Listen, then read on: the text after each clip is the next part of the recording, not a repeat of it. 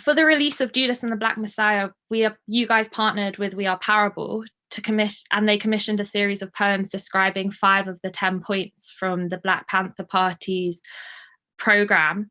And I wanted to just kick off with you all introducing yourselves and saying who you are, what you do. I don't know if you want to start, Ryan. So my name's Ryan Matthews Robinson, or Rag CV. I'm a poet and the founder and chief executive of Poetic Unity. I'll go next. Everyone's scared to go. Hi, my name is Asante. I go by the name of AJ King. I'm a poet student, and yeah, I'm not chief executive of anything yet, but we're on the. Nice. Hello, my name is Lateshia Howell. I am a spoken word poet and founding director of Guided Souls and workshop facilitator. Hi, I'm Jayda David. I'm a poet, a workshop facilitator, and a youth worker. Nice. So my first question is kind of for Ryan, actually. I thought you could tell us a bit more about Poetic Unity and how this collaboration with We Are Parable around the film came about. Yeah, so Poetic Unity is a Brixton-based charity. We use poetry as a tool to support young people with mental health, education, physical health, personal development, and community cohesion. One of the things that's really important to us is giving young people a voice. That's why we say we give a voice to the voiceless. And, you know, this collaboration with We Are Parable is a great example of what we want to do going forward. And like, big up We Are Parable, like they do a lot of stuff around like the whole experience of movies and trying to make it like special, you know what I'm saying? And I'm a big movie buff myself, like, you know what I mean? Like, that's actually one of my favorite things to do, like when I'm not working, do you know what I'm saying?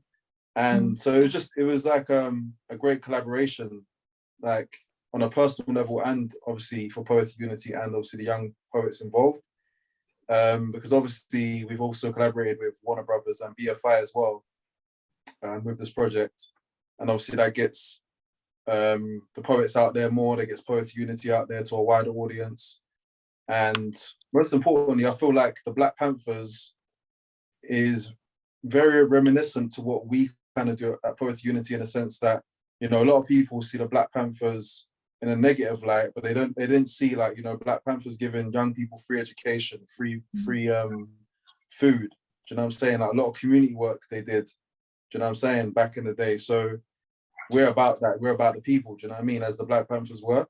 So, you know, to be part of that movie was important to me, to be honest. I think it was a great thing to be a part of. And poetry is political. You know what I'm saying? End of the day, you know, like young people, old people, whoever's doing poetry, they've got something to say. Do you know what I'm saying? And Judas and the Black Messiah, that's a movie that's got something to say as well. So I think like the marriage of the poetry with the movie, I think went really well and made a lot of sense.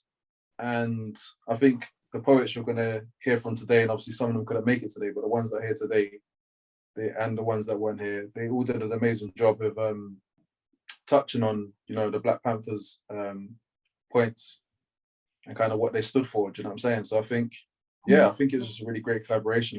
Yeah, definitely.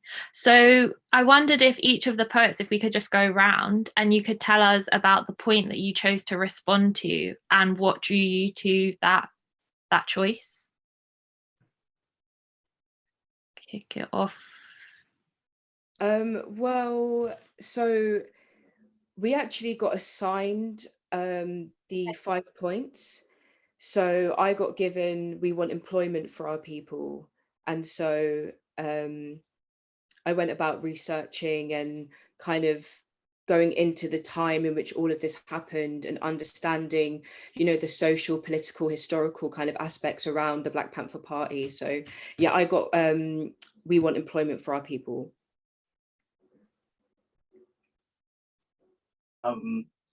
I got, we want the ability to be free.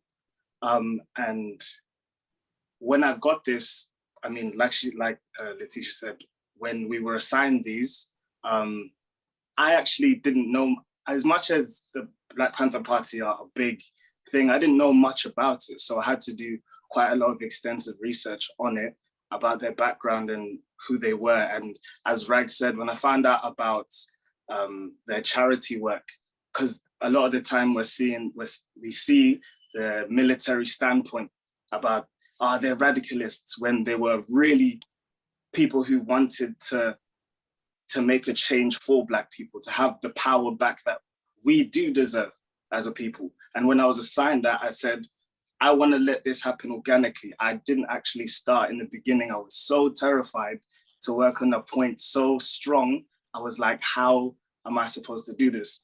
And so I gave myself some time after doing the research, and then the poem came to me. So I'm just lucky that it gelled together. The point I got given was, we want an immediate end to police brutality.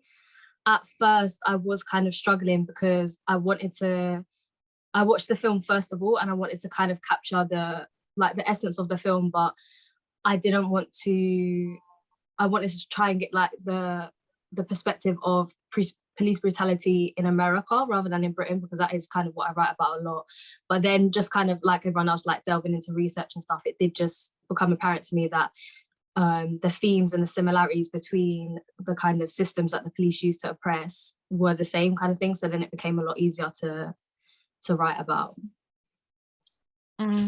That's really interesting, because when I listened to your poems, and then when I was reading the list again, the 10 points, I wouldn't have paired up some of them. I think because all of you so well cover all of the points in your poems, that they don't just necessarily focus on the one that you were assigned to talk about. But I wonder if we could delve a bit more into your process of writing. So you said you all did research, and then how do you, or maybe not just with this project, but in general, when you're writing your poetry, how do you take it from your initial idea through to your final spoken word piece? I think it depends on the type of piece that I'm writing or have been given to write, depending on the topic, depending on the weight of it. With this point, we want employment for our people. I mean, the 10-point program, I feel ashamed to say almost that I didn't know a lot about it. So quite like Asante said, there was like a period of not giving it just not honoring it in the weight that it needs to. So what I did was I watched the film like Jayda did. I watched the film, and then I spent about 2.5 days just researching, just like watching interviews on YouTube, watching peaceful protests, watching their talks, like Fred Hampton's talks, and the way that they articulated themselves and their chants. Like in my piece, there's a part that I say, what do I say? Literally, it's flown out of my head. But there's a line in it that is exactly the line that they were chanting in their peaceful protest. So I really wanted my piece to really reflect that time, the time that they were living in. And so I felt like I could have maybe applied it to contemporary times, like in our like day and age, but I really wanted to kind of sit in them coming from slavery and then the civil rights movement and kind of moving through that. I wanted to kind of stay in that period. So yeah, and then once the research happened, like Asante said, it kind of just gels together because you know what you're talking about. You feel as passionately as they do, so it just flows. Well, hopefully it flows, but yeah, it did. This was actually like kind of difficult for me, this task, because normally my writing process is like quite natural, and I do just kind of have like something will just come into my head and I'm just like, okay, I've got to get this out and write it down. But having something specific to write about, and like Lateshia was saying, like the weight of it, and knowing that you have to do it justice and have to get the emotion and also the facts and stuff portrayed in it in a really good way, did kind of put the pressure on me. But it was a really good pressure. And yeah, just watching the film and researching, and it just gives you, just having all of that information, you can just take it from so many different angles and look at different perspectives of it. And I feel like the film really did help. It was a really powerful film and really emotion invoking, I would say. So that really helped me kind of embody what I wanted to say in a poem. Asante? I feel like everybody said everything I wanted to say. I mean, yeah, when I was writing, I actually wanted to listen to the music then. I didn't actually watch for writing. So I was trying to get myself into the headspace, because I know when you listen to music, especially of a certain time, you can go into the past. So I was like, actually, that was my process. And like Jayda said, that emotion of when you're like listening to something, especially when it's like instrumental, like bebop, like that kind of, that time I was very much immersed into it. So I just let my pen move. So that's how my process kind of took me there. Especially after the research, I saw a few interviews. The names escape me now, but there's a line where I said, let bullets rain down for anybody who aims at us. And in terms of the songs that I was listening to, it's very much, they really don't correlate, but there was something about that I said, I have to let this out of me. Like Jayda said, it's that organic process. So yeah. Because you had quite an interesting, in your poem, you had this really interesting, almost like word play. And I can imagine, now that you've said you were listening to a lot of music, there is that kind of beat where you flick between the end of one sentence and then straight into the next line of your poem. And it gives it this really great rhythm. And we're all with you with that. So I can see now that you say that you listen to a lot of music, how that really influenced the writing of that poem. So you've kind of already covered this, but I wonder if we could maybe delve a bit more into, because this film depicts such important history. How did you manage that weight when you were writing your poems? I mean, like, obviously you said you didn't watch the film, but some of you did watch the film beforehand. Did you feel that pressure, and how did you respond to it in your writing? I don't know. There was definitely a pressure there. And obviously watching the film and understanding, getting a preview of the history, it wasn't, I wouldn't say I was scared, but I was more empowered. There was like, when I watched the film and was watching interviews, there was like a surge of like energy where I was like, whoa, like these people existed. Like we haven't unfortunately learned about this in school, and these like monumental integral figures in our history, we haven't learned about them. So to kind of just go into it and understand their world and understand them as people, or try to understand them as people and what they were trying to say. Like when I watched the film and then did the research and started writing, it was just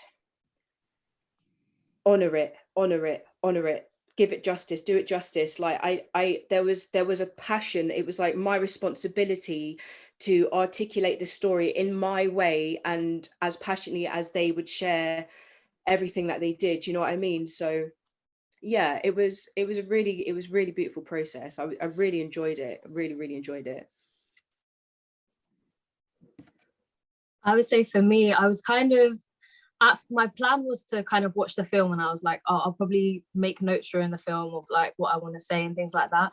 But the movie was so emotionally charged that initially it actually took a lot out of me when I watched it. And when it finished, I was like, whoa, I actually can't think right now and I can't write anything. But then when it did come to writing, yeah, like there was the pressure, but the pressure kind of was, there was like so many avenues that I felt like I could have taken to write the poem, and it was just like picking which one. Is like, oh, I've got so much that I want to say, but what is the main message that I need to get across here? And in terms of like the 10-point program and stuff, I think generally like the main theme, and probably like you were saying, like why you couldn't like pair them up maybe to who had which one, is because the main thing is just basic freedom, like, and that's what they're fighting for, and that's still what we're kind of fighting for now. Do you know what I mean? It's just freedom to live and to enjoy life and to have the rights that everyone else has.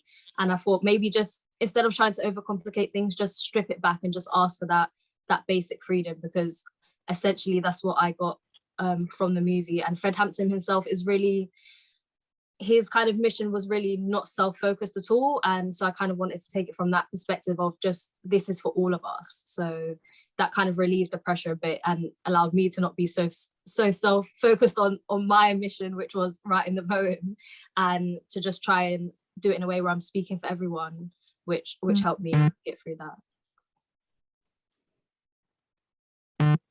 I was absolutely terrified. I cannot lie to you. From the moment we got the brief, who am I to even write about such a thing? I don't know how I'm going to relate to this, even though this is all about me. This is for me. This is for us.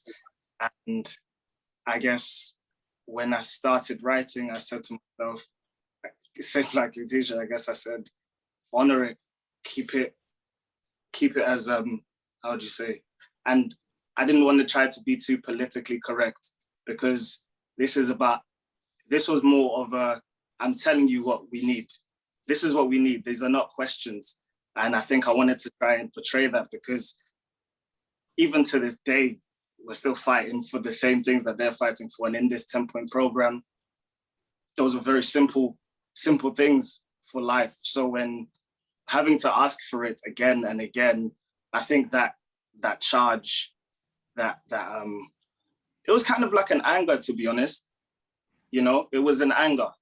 And when writing, I said, I don't want to sound like I'm angry, but I need to be able to portray this emotion in a way where it just makes sense. I'm not shouting at somebody, you know? And yeah, that was my process. I'm not gonna lie, I was nervous for these guys too, you know. Because you know what, yeah, like obviously I know like you know, everyone I say, Moke and Aaron as well, we got them too. I know all of them are dope writers, innit? Do you know what I mean? And I know all of them, they've all done stuff with Poetic Unity before, and they've always like pulled through, like, and done something amazing, whatever we've done. But this was like a short turnaround, firstly. And also, not just that, it was like the magnitude of this movie, do you know what I mean? What it means to like us, do you know what I'm saying? So like for me, I was nervous for these guys as well, but knowing that they would pull it through, but I was still nervous for them, if that makes sense. You know what I'm saying? So, and I think it was great because like, I think everyone, that's one thing I wanted everyone to gain from this movie as well, and this project, is to learn more about the Black Panthers, and including myself. I never knew Fred Hampton was 21 years old. That was crazy to me, you know what I mean? Like, so I think all of us learned more from this, which was really important. And I think like I said, everyone did amazing, but I ain't gonna lie, I was like AJ, I was shook. secretly. Hey. Following the last year, the film feels even more poignant. Like, it's coming out at this time where we're coming out of lockdown, but we've witnessed the protests that have happened over the last year. And I wondered what relevance the film had for all of you, watching it, writing about it, working with it. How did that feel? Yeah, you go. No, you go, Asante. You go. Thank you. I was going to say, like I said before, there was this anger that I don't know how to explain it. And because I'm South African, I already know the like rich history that's there. There's rich history here. There's rich history in every part of the world, and specifically Americans, I feel always charge the force, right? There's always something happening there that sparks the rest of the world, because we always look up, a lot of people look up to America. And I feel like in this time, there's so much going on, even though we sit home and look at everything that's going on. And somehow these are things that have been passing every single day. I don't see how everything seemed to pass other people when this is a reality for a lot of us. And so with the power of this movie coming out now is so integral to the movements that are going on, because a lot of people seem to forget it just becomes a trend and it disappears. But this is the kind of thing. And so, like I said, the anger that comes from it, it's more, should I say, I want to say passion, but it's a mix of the two. because it's like, I already know too much about this in my own life, that the fact that this movie has come out, the fact that we're coming out of lockdown and everything seems to be joyous again, I don't know, I have this little thing inside of me that says, but what's the next thing that's gonna, when's the penny gonna drop, do you know? Because it always does somehow. And I think that's why I felt when I was writing, I needed to at least end it with a, okay, but there's still hope, you know? There's still some way we can get out of this. And that's how we felt through lockdown the whole time as well. So, yeah.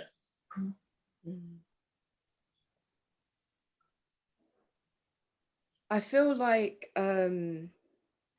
with everything that's happened, has continued to happen,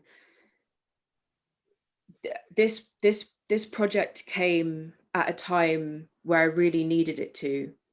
With everything that happened with George Floyd and just such a public killing, it was for everyone to see.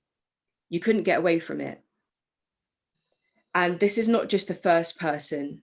Unfortunately, this has happened for years and years and years and years and years and years and years. So this project for me, quite like Asante beautifully said, you know, I wanted to round it off, not round my piece off, but I needed a sense of hope writing it, because delving into their world and living in this world now, it's still here. It's still here. And for some reason, we can't get away from it. And I think the whole process, it took me a while to write it. It took me about a good 2 days to write it. And I just think that it's amazing that we've got platforms like this where we can do projects like this and get this awareness and help educate people, and it's great. But the fact that we still have to do this, that young writers like ourselves and people like Rags who've got charities we still have to do this. This is a fight that we're still fighting. So there was, like Asante said, there was a sense of anger, but that anger transcended into passion. Then the passion transcended into empowerment. And then it was just like a cycle of emotions that was turbulent at first, but it came to a point where it was like, you know, even if this is down to me or down to us to do this, we've got to do this like they did it, with just complete unapologetic, like, just know, like, we had to do it. And so we have. So yeah. For me, and yeah, just kind of going off what Lateshia and Asante were saying, just about the kind of theme of hope, I took Maya Angelou's poem, I Know Why the Caged Bird Sings, and I kind of changed it a bit to I Know Why the Caged Bird Sleeps, just because watching the film and, like you're saying, just noticing the parallels between today and how nothing has really changed, it did just make me feel think about how kind of Black people as a whole across the world have kind of been denied the right to kind of rest from fighting oppression and things like that. So I wanted to kind of get that element, and it just made me think about the film, especially just made me think about the fact that even dating all the way back to slavery, like the people that were fighting and escaping and just kind of getting through the days, probably just because of the thing that, okay, maybe my kids won't have to go through this, or my grandkids won't have to go through this, or their kids won't have to go through this. And it kind of just gave me this overwhelming sadness that but a kind of happiness, like a bittersweet happiness as well, that yeah, they're dead, but they probably died with the hope that, like I said, like, my kids are not going to have to go through this. And yes, we're still fighting, but I kind of wanted to capture that kind of eternal rest and that journey of fighting for freedom, but just having the hope that it will come for some of us at some point. And I think that's just what keeps us going as a people. Just, we're not doing it for ourselves, we're doing it for the generations that are going to come after us, and hopefully they won't have to. Yeah. I think we've covered it slightly, but maybe we could just go a bit deeper on this. Like, how do you think we connect with this American history in the UK? And there's obviously parallels to be drawn, but I just wondered if you could talk a bit to that. I think that probably purposely that I think the disparities are made to seem a lot bigger than what they are, and that the movements in different places are a lot less connected, from kind of like researching and stuff about the Black Panthers, and just stuff that I've known from over the years. The movements were very interconnected. There were people from the Black Panther movement and other Black movements in the UK that were in talks and meeting up with Black Panthers and civil rights people from the US. Also in places like Algeria and Cuba being a big support and hub for the Black movement and other movements that fight oppression. So the human experience is really interconnected. And I feel like that's kind of the main issue anyway, is that higher powers and stuff want to make us feel that we're all living our own separate lives and what we do doesn't affect other people and so on. And so, yeah, I think that it is actually easy to connect with the kind of American experience in theory, once you open up your mind and your education and learn that they're not actually separate, this is all connected. So, yeah. I think really well said, Jayda. You hit the nail on the head with that one. How am I supposed to come on after this now? But if you're Black, you feel it. You don't have to be in the UK. You don't have to be in America. If you're Black, you feel it. If you're not Black, and you still try to fathom the pain and the oppression, and you fight with us, we all feel it. Like Jayda said, you know, there seems to be the disparity between them both seems to be made bigger than what it actually is. And if Black people are being murdered in Britain and Black people being murdered in America, there is no difference. Black people are still being killed. So yeah, I think, yeah, it's I suppose it feels like it could be more covert in Britain than it is in America. I mean, you know, but then I can't say that, do you know what I mean? Because we all feel it. We've all experienced it to some degree, or some form of othering to some degree, you know? So yeah, everyone feels it. Everyone feels it no matter where you are. Coming up after you guys, I really honestly couldn't put it into better words. I just know that this feeling, I'm only 20, but it feels like it's never left me. You know, it comes from a place where the cloud is something new. You know, Black people have felt this cloud. We all put our energy into it over so many years. I feel like it's more of we want to stand for our independence because it was ripped away. It's torn away. So this isn't a cry for, oh, please give me, I don't want anything from anybody, you know? And having to repeat this game over and over again destroys people every generation. So as Jayda was saying prior to the prior question, where, excuse me,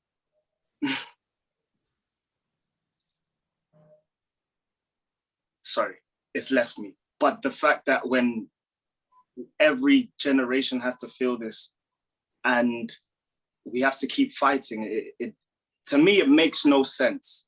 So to know that Fred Hampton was 21, a year away from me, his anger didn't just start because, oh, he saw something, and it didn't work like that. It's deep rooted within us, and this independence we want seems to never want to come up with us, you know? And because we're not different in any way, we have these tribalism cultures that separate us. Everything tries to separate. There's no difference. Because of this, I feel as though the messages that we put across just comes like the same story repeated. And now, as the poets of this generation, and we put it into words, that there's a way in which it's repeated for all of us, but it's connected. So I don't know how to say it, but it hurts, man. It hurts. So when I got this project from Rags, I was like, how am I gonna do this? How am I gonna do this in a way where this is cancel culture? Even speaking about how my life, I could be canceled for it. So that feeling is a sense of fear, sense of pride, sense of so many feelings all into one that we all feel. And now it's time to move up because we get inspired. It's time to change. That's it. It's as simple as that. But yeah, thank you. Yeah, I think really great answers. This is my final question, but if there's anything else that you guys want to add in at the end, please do let me know. I've been watching lots of interviews with the cast, and this quote from Chairman Fred Hampton Jr. came up: "The music don't make the streets make the music." And so I wanted to ask all of you, why do you make your art? It's a really good question. That is a really good question. For me, I just feel like it's just kind of like a natural inclination. I just feel like I have to do it. I know that's kind of like a bit cliche, but I get angry about things, or I get upset about things that happen in the world, and I'm just like, I can't just, what am I going to do, go stand on the stage or something and expect people to listen to me? No, I have to put it in a way that people are going to accept it. So that's where the poetry comes in for me. It sounds good and it can look good and stuff like that, but at the core of it, it's just because I'm hurting and I need to get something across, and I need to let the world know how I'm feeling, and just to kind of validate my emotions and my feelings as well. I think just as humans, we kind of keep stuff to ourselves because we don't actually know if what we are feeling is valid or justified. And I do feel like just any kind of expressive art in general does just help you kind of validate your emotions. So for me anyway, it's very personal and a very kind of selfish reason, but yeah, that is what it is. It's just kind of my coping mechanism. I think where my art comes from is me over the years finding the ability to find purpose in my pain. And I think we all have gone through so many different things, but we all meet in the middle in so many ways. Like we're silently united in things that we have no idea that, you know, we could be united in someone Black has been murdered. We could be silently united in losing a parent. We could be silently united in bad, have experiencing poor mental health. Like we are all silently united in some way. And it feels like race and racism divides us. So I think with my art and why I do it is because my story and our story is valid. And if I can channel it in a way that is really accessible to people, and people are able to relate to it in their own little ways or big ways, then my job is done.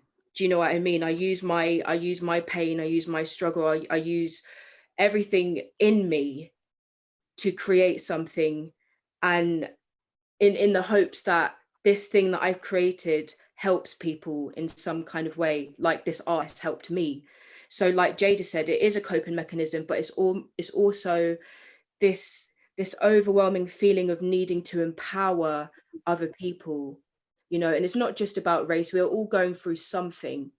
And if I can contribute to you feeling empowered within yourself and from the people that you come from, then again, my job is done. That's all I can do, is just put things out in my own way and hope that it reaches people in a way that it's reached me. Yeah, beautifully said. I think the reason why I write is because my mind can sometimes play tricks on me where I think I'm right. So instead I'll write, you know? So I'll be like, I'll have a thought or a feeling and it says, oh, you're definitely right, for sure. No stress. Somebody argues with you, they're wrong, for sure. But I have the emotional intelligence to is right. So when I use my art, it's that validation to go outside and say, okay, guys, do you agree with me? Do you disagree with me? And this is, I kind of find that that sense of belonging when going on a stage or when writing my art, because it's like you guys are saying, it's that validation. I don't think I have any other choice, because it's like, what else am I going to do? You know, I'm so in love with writing that I just can't help it. So the reason why I do it is because there's no other choice. I wanted to say, for me, like, in two different ways, like with Poetic Unity, for example, like, you know, one thing I've noticed growing up when I was younger is that children and young people generally don't have a voice, or their voice is not valued by adults. And that's always been an issue to me. I've never liked that. You know, I remember being young and saying things, and then your parents or your older generation or whatever will say, "Nah, you're just a little kid," you know what I mean? Just, it doesn't matter what you're saying, you know what I'm saying? I've never liked that. And again, that kind of, like, a lot of different things fueled my passion to create Poetic Unity. But one thing, like, I always remember, like, being young is like feeling like, you know, me and my friends, one, we didn't have as many opportunities as our white counterparts. And two, not even just that, but just generally for anyone I knew that was young, we didn't have a voice. Do you know what I'm saying? Like, we didn't get a chance to speak about what we thought and how we felt at the time. And if we did speak about it, it was kind of like shunned away. And I think that's the power of Poetic Unity and the power of poetry in general, is it gives, it empowers young people to have a voice, empowers young people to speak about how they feel. And, you know, when you speak about how you feel and you get it off your chest, you know, what that does for your mental health, what that does for your personal development, your self-esteem, your confidence has no bounds. Do you know what I'm saying? So it's literally like such an amazing tool to really help anybody, you know what I'm saying, in terms of, you know, feeling empowered and just growing as a person. But most importantly, young people, because young people always being told, you're just a kid, you're just a young person. And bearing in mind, young people are the future, do you know what I'm saying? So if we're not, you know, empowering the future, what's our future going to look like? Do you see what I'm saying? So that's always been a real important thing for me with Poetic Unity. And just as an individual, as a poet myself, I always write about things that I go through directly, or things that I see people that I love or care about go through directly, because it's my way of speaking about it. I'm not really the kind of person to speak about things too tough, not because I can't, but I don't really need to, personally, me. Do you know what I mean? My way of speaking about things is more about putting it into a poem or putting it into some sort of creative art form. And that's my way of releasing and getting something off my chest. And yeah, just like relating it to other people. And also, I feel like when you do that, your poetry helps others. Do you know what I'm saying? Because as Tisha was saying earlier, we're all silently united in so many different ways. So I've performed poems many a times, and then people come up to me at the end saying, "Oh, I've gone through the exact same thing," and you don't even really think about that when you're writing it, because you're writing it from a personal perspective. You know what I'm saying? So I think that's another thing that's great about poetry. Yeah, thank you so much, and thank you for sharing your poems and your art with us. It was amazing. They were really, really fantastic. So thank you again. Thank you so much. Thank you for the platform. Thank you for the great questions. Thank you.